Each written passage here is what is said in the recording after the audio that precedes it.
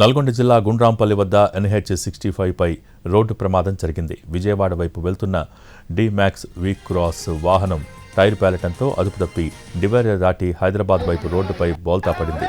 బోల్తా పడ్డ వాహనాన్ని హైదరాబాద్ వైపు వెళ్తున్న కియా కారు, మరో కారు ఢీకొట్టి బోల్తా పడ్డాయి.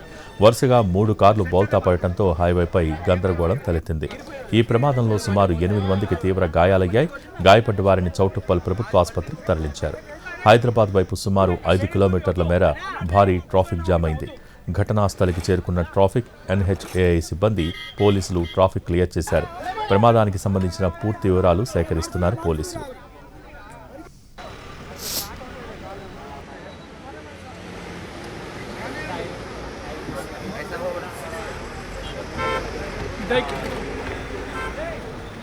నల్గొండ జిల్లా గుండ్రాంపల్లి వద్ద NH-65 పై రోడ్డు ప్రమాదం జరిగింది.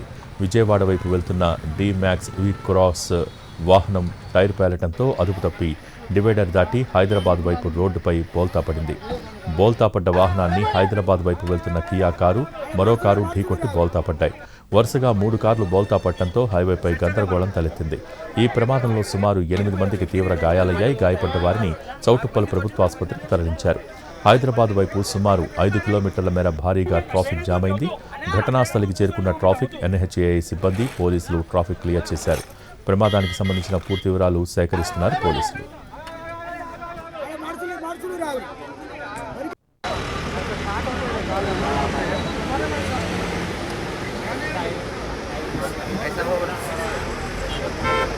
Thank you.